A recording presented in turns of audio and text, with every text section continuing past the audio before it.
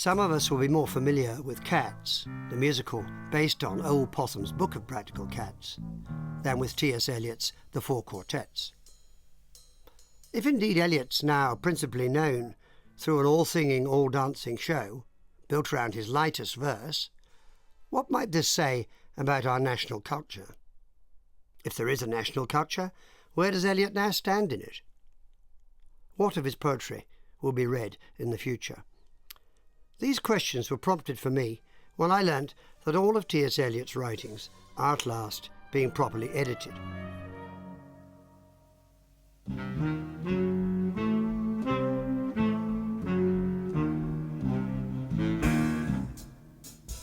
Thomas Stearns Eliot had been the most admired new poet in English in the 1920s, but by the late 1930s it seemed that his poetry was drying up. With the approach of another European war, Eliot's mind turned towards a final testament, the poetic meditation which became Four Quartets. Here he is in 1946, reading from the beginning of his poem Burnt Norton, the first of the Four Quartets.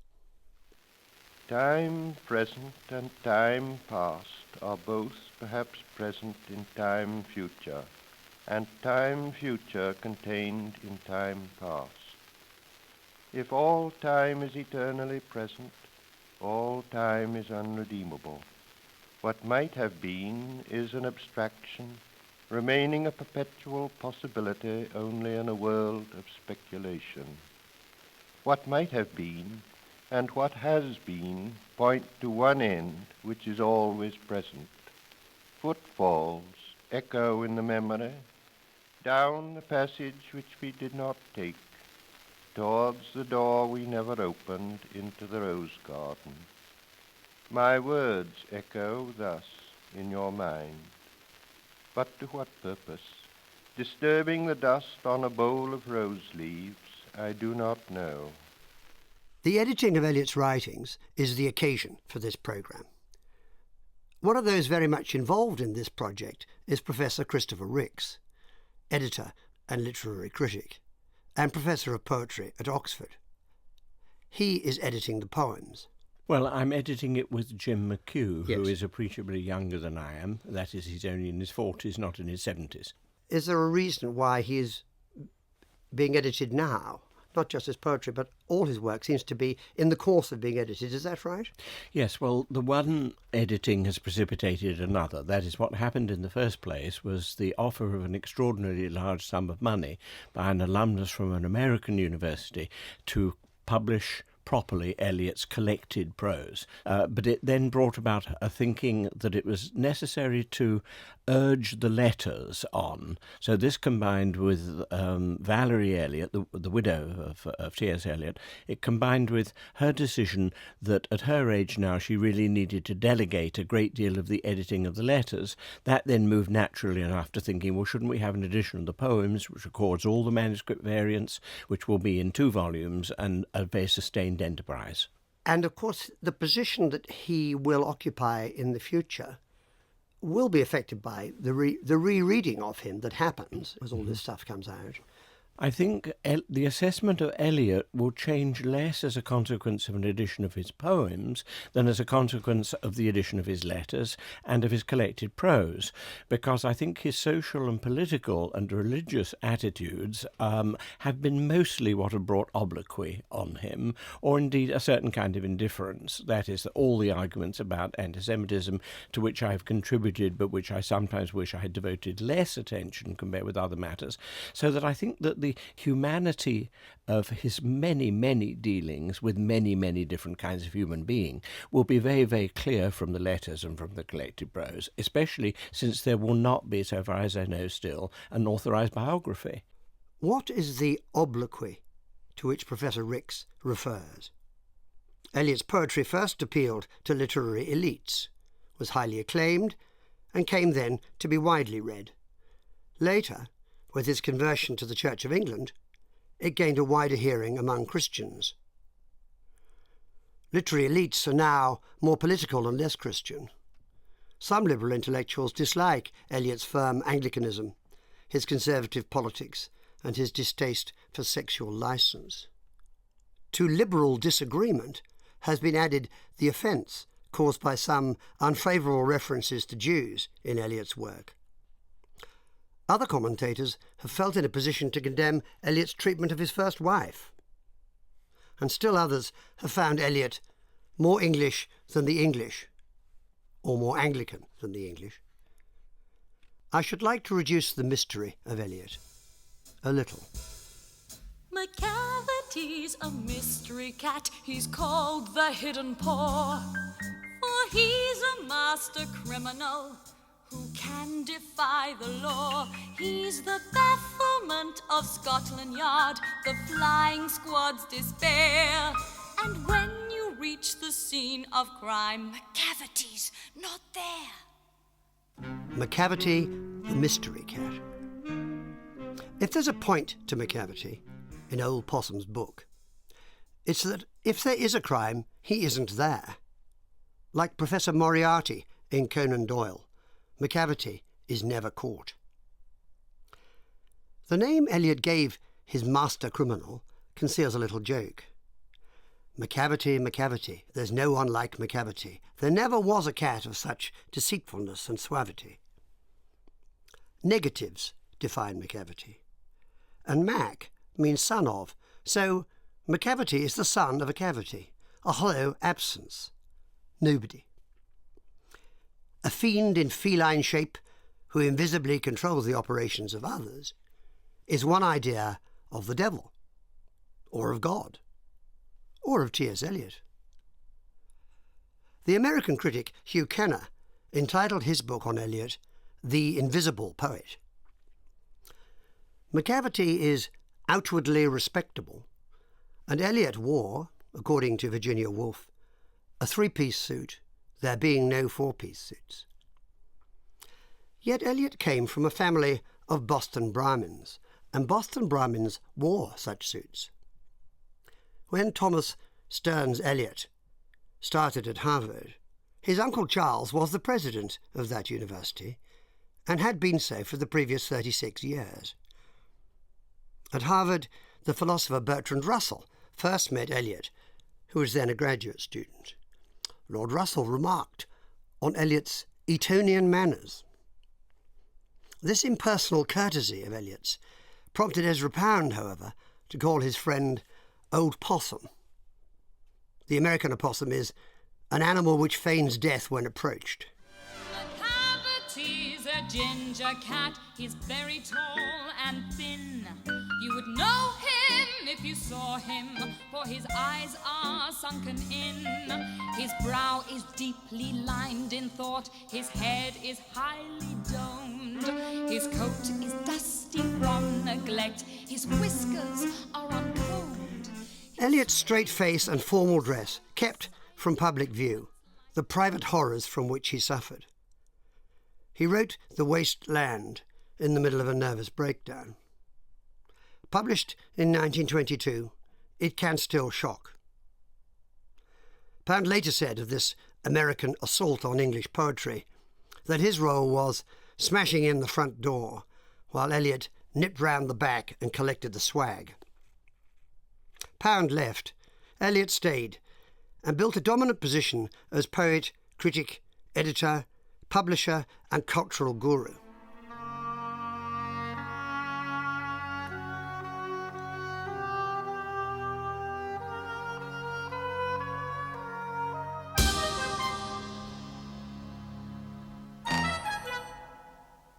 I attended Eliot's memorial service in Westminster Abbey in February 1965, a week after Winston Churchill's funeral. The world has changed since then, of course, so that Eliot's 40-year eminence and cultural authority could not now be replicated, even by Stephen Fry. Highbrows hardly show up on the radar of the media today. Macavity's not there, and in 2009, Eliot's not there, or not here, not as he was when I was a student.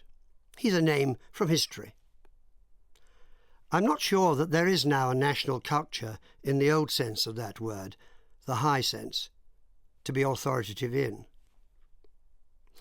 Whether there is a British national culture is something I shall be discussing with Dr. Rowan Williams. The Archbishop of Canterbury is a poet, as well as the successor to Thomas Cranmer. The first question I put to Dr. Williams is, what exactly of Eliot's work will survive? I think it's inevitable that the quartets will survive, simply because they're a very sustained poetic essay on certain subjects, and because bits of them are still, I think, of enormous density and weight, poetically speaking. But whether they'll have the same kind of status, the same kind of authority that they've had, especially for quite a lot of religious people in the last 20, 30 years, I'm not at all sure. I think people ask much tougher poetic and theological questions of them than once they did. There's been a tendency to regard them as just a treasure trove of good quotes for sermons in some quarters, and that hasn't helped at all. But I'd also want to say that I hope and trust that among those bits of Eliot that survive will be some of the aerial poems, because I sense that there he touches a kind of poetic transparency and poetic relaxation's not the word, but at least at homeness, for all their deeply tragic quality, that you don't see quite before or after. I think Marina is one of his greatest poems. Eliot was always privately an agonised man, emotionally religious but intellectually sceptical. He needed direction, which the Unitarianism of his family did not provide. Initially agnostic and a connoisseur of ambiguity, he read widely in literature, philosophy, metaphysics and religion, always seeking answers. In 1927, he was baptised a Christian in the Church of England. He worked hard at his new Christian faith, as his verse shows. That's right, and I think coming away from Unitarianism, or at least the last vestiges of Unitarianism, was a very decisive turning his back on, if you like, a human-centred perspective on the world and even on language. Yes. It's saying, I need to be told, I need to be formed. So sacramental discipline is very important for him. He goes to Mass early in the morning every day, and a new kind of discipline comes into the imagery, the poetry itself. Yes, he needed discipline himself because he was a wild man despite his very non-wild exterior. He was a man who, I think, was internally chaotic naturally. I think that's what comes through very powerfully in the early poetry. And anger, I think, in the early poetry. Huge levels of anger and violence. Yes. People talk with some understandable distaste about the violent language about Jews, about women, and it's there in the early poetry. It's a very, very disturbing element. You can see how that, in a sense, is what needs the chastening and the working at. The fleshly aspect of life, he finds in some ways intensely uncomfortable. And that, I think, is where the whole movement, beginning, I suppose, with Ash Wednesday and moving into the quartets, is a movement of trying to resolve poetically the question of what is it to accept the mortal and the fleshly? What is actually... And the smelly. And the smelly.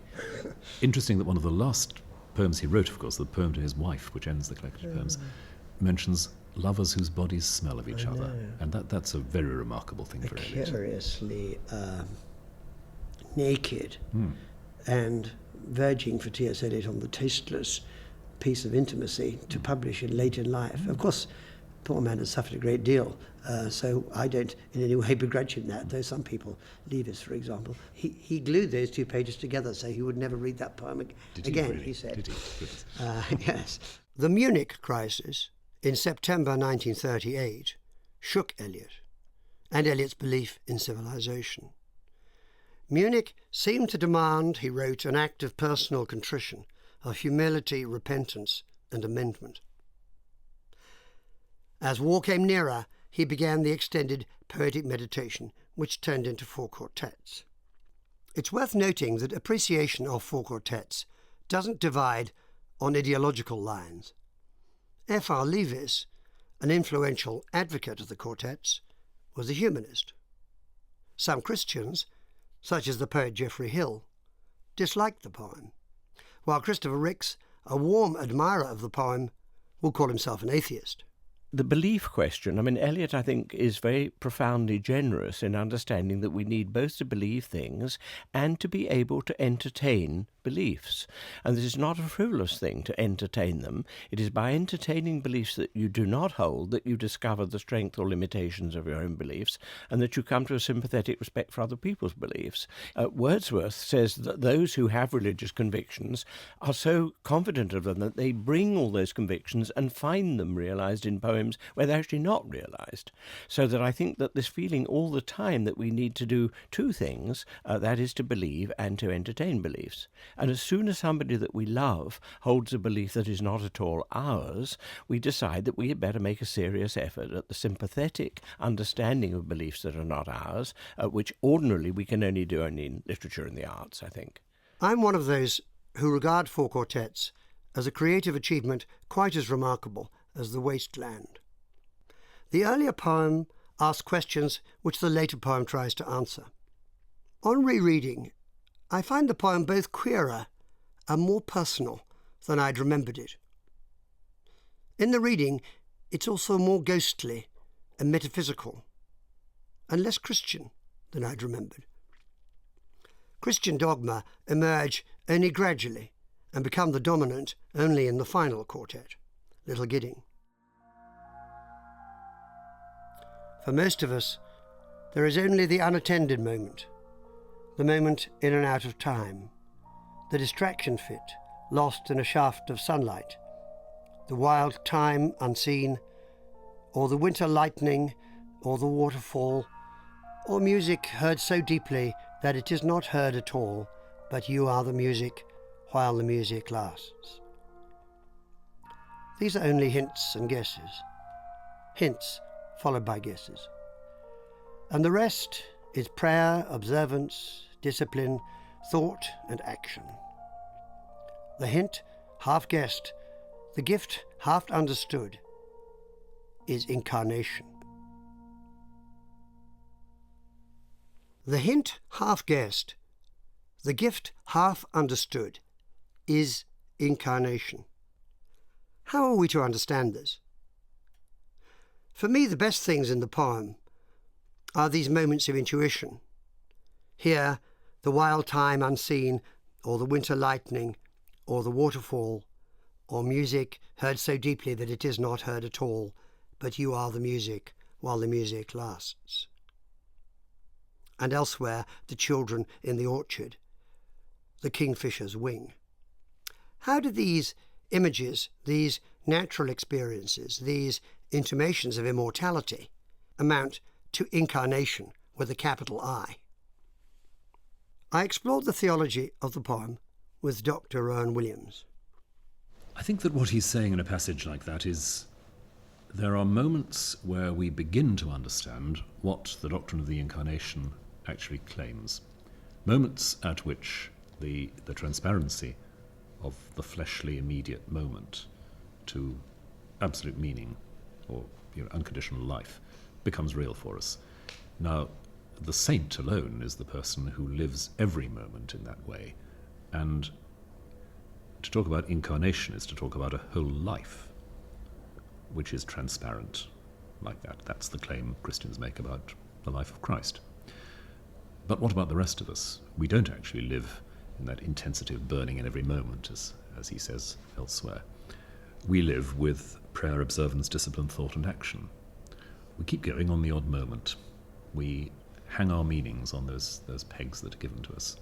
And that's, of course, as you say, the colossal importance in the poem of moments, the ones you mentioned, and I think for me very, very particularly the beginning of Little Gidding. The brief sun flames the ice on pond and ditches in windless cold, and suddenly you have a pure moment of Yes. perception, beautifully crystallized. Midwinter spring is its own season, sempiternal though sodden toward sundown, suspended in time between pole and tropic. When the short day is brightest with frost and fire, the brief sun flames the ice on pond and ditches in windless cold that is the heart's heat, reflecting in a watery mirror a glare that is blindness in the early afternoon. and glow more intense than blaze of branch or brazier stirs the dumb spirit.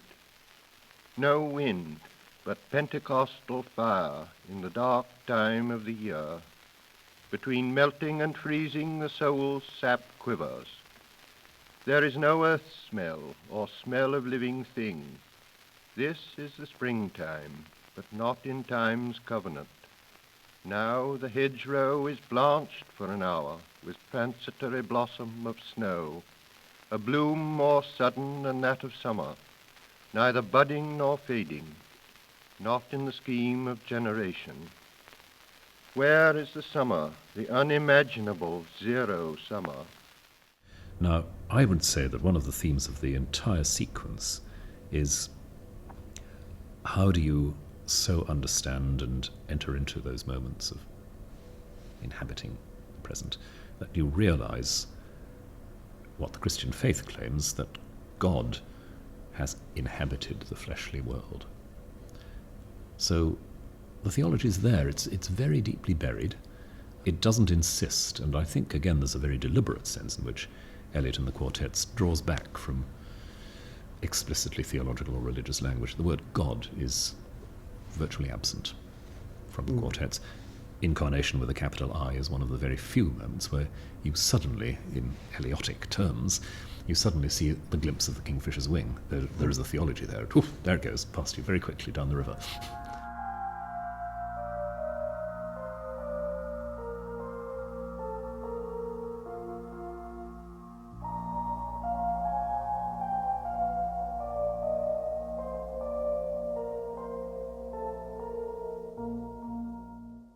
Eliot comes at a particular moment in British history where the sense of what it is to belong to British society, what's essential, what the role of religion and tradition is, becomes, I suppose, in the wake of the First World War, the abdication crisis, the Second World War, it's really a major public issue.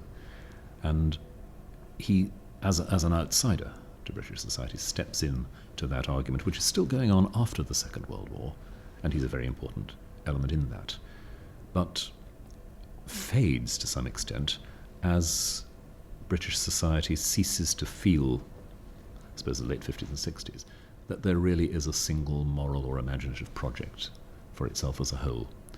In the post-war period, the great figures like Leavis and Raymond Williams still believe, British society has a moral issue, it has a moral question, and the role of the creative imagination in that is absolutely central. Eliot becomes, whether loved or hated, part of that argument. Now, that's an argument which, in spite of a number of people's persistent attempt to keep it there on the radar, doesn't feature very highly now. It is, as I think you're hinting, an index of something about our society that the sense of a common question isn't there for lots of people. Whether our national culture is now disunited, whether or not the tide of literature is going out, and the status of poetry with it, it remains true that poems can survive their authors. Whatever the ups and downs of Eliot's reputation, and whether or not the editing of his work will provoke a reassessment, his poetry will not die. It's too memorable. The programme ends with 2 readings from the last part of Little Gidding, read by 2 different voices. Many people don't at first like Eliot's way of reading, and some don't like it at all. F.R. Leavis thought Eliot's reading disastrous, or was it catastrophic? He can sound like a ghost, or a prophet, or an I speak your weight machine. The tone is remote. I wonder if you'd agree with me that Eliot's reading is also a quiet chant. The first voice we hear is that of a poet who deeply admired Eliot's work, the late Ted Hughes. What we call the beginning is often the end, and to make an end is to make a beginning. The end is where we start from.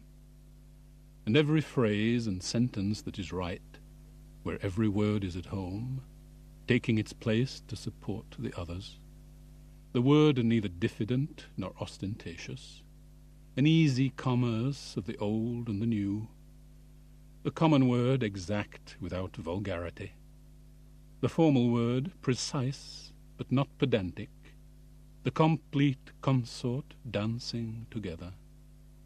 Every phrase and every sentence is an end and a beginning, every poem an epitaph. And any action is a step to the block, to the fire, down the sea's throat, or to an illegible stone. And that is where we start.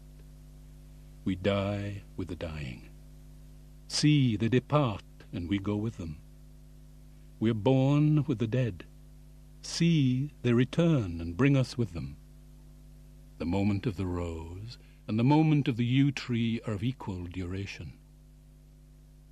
A people without history is not redeemed from time, for history is a pattern of timeless moments. So, while the light fails on a winter's afternoon, in a secluded chapel, history is now and England. History is now and England. With the drawing of this love and the voice of this calling, we shall not cease from exploration, and the end of all our exploring will be to arrive where we started and know the place for the first time. Through the unknown remembered gate, when the last of earth left to discover is that which was the beginning, at the source of the longest river, the voice of the hidden waterfall, and the children in the apple tree, not known because not looked for, but heard, half heard, in the stillness between two waves of the sea. Quick now, here now, always. A condition of complete simplicity, costing not less than everything. And all shall be well, and all manner of things shall be well, when the tongues of flame are infolded into the crowned knot of fire, and the fire and the rose are one.